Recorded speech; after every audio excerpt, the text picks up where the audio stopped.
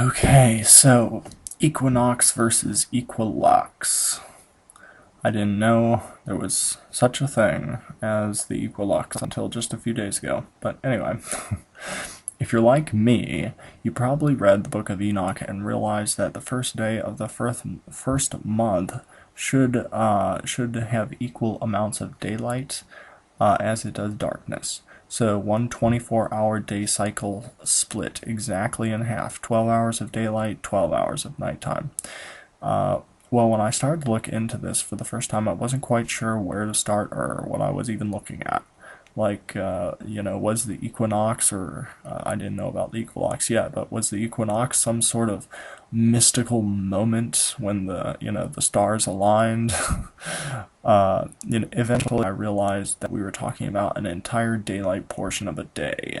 So, the daylight portion in the spring that has exactly 12 hours in it, not some mystical moment somewhere around noon. It's actually an entire day of 12 hours. So in other words, it's kind of hard to miss. And I then found myself asking Google when the equinox was happening this year.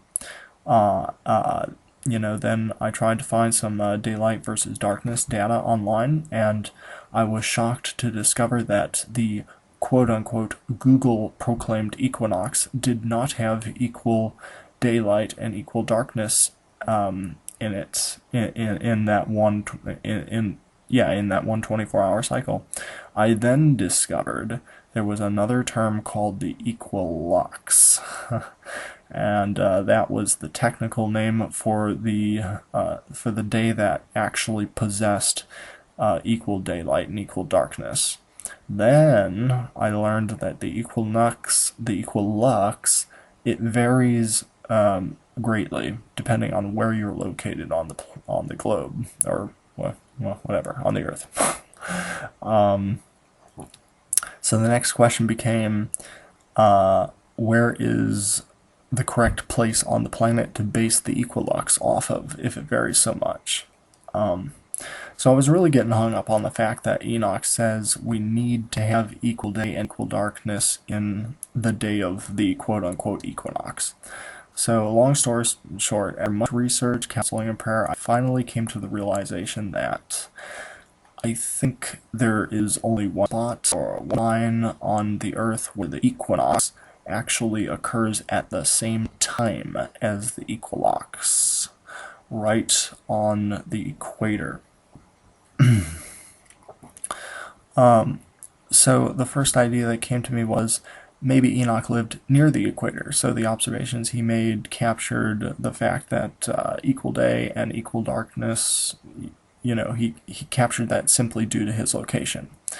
But then I look it up on a map, and Enoch's neck of the woods wasn't quite as close to the equator as I thought it might be. I guess I did do well in geography, but I guess I just haven't looked at where things are located in a while.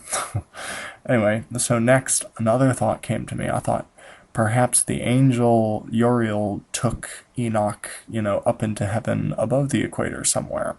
So that would explain why Enoch saw equal day and darkness, and throughout the book of Enoch it sounds like he's flying all over the heavens checking stuff out, so it didn't seem too far-fetched. Well, I guess it was earlier this evening. I tell you, I think Yah has been moving. I hear so many people digging into these things lately, questions, all working together to figure this out, and, well, this was something that was hanging me up, and this was something big deal that I've been trying to figure out, but it literally just this evening, and when the clarity came on this topic, that's when I was like, okay, now I've got to share this info. But it was literally just I guess yesterday evening. It's getting late tonight. I guess it depends on what's a day, I guess. Anyway, okay, I sat down with my printed book of Enoch, hoping to discover this little detail about the location of the angel and Enoch. where they were when they observed these luminaries, because that would determine, where this EquiLUX was. Where did they observe it? So I said a quick prayer, and then I began to read. And in the beginning of the calendar section of the Book of Enoch, I wasn't seeing anything that described Enoch or the angel's location. So I began to wonder if I would have to backtrack into Enoch to see if any info regarding their location was available. At the moment I was about to do that, my eyes drifted down a little, and a little more into the calendar section, and I saw it.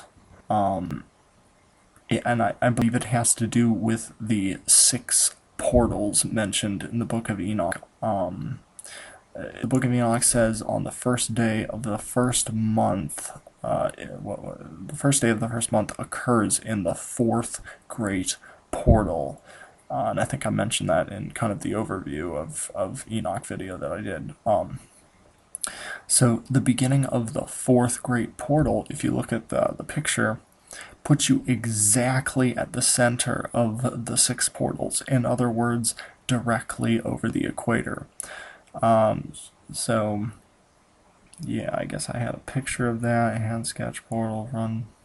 Yeah, so that it's just showing like the east and the west and the way those portals stack on each other and where the middle is, So it doesn't really matter the exact location of where Enoch and the angel might have been observing the luminaries. The angel told him exactly where the sun would be located the first day of this month, in the great portal directly over the equator. And that was a much better answer than I could have ever hoped for. So I guess that essentially clarified that it was a coincidence that EquiLUX and the EquiNOX occurred at the same time, like that equal day and equal night moment. It was literally over the equator that he observed it.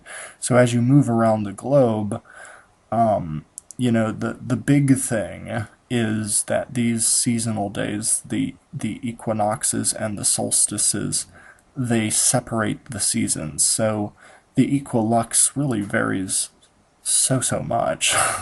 Like if you're up in the North Pole or something, I think it's like non-existent, because you just have, you never get it, you'll never get equal day and equal night.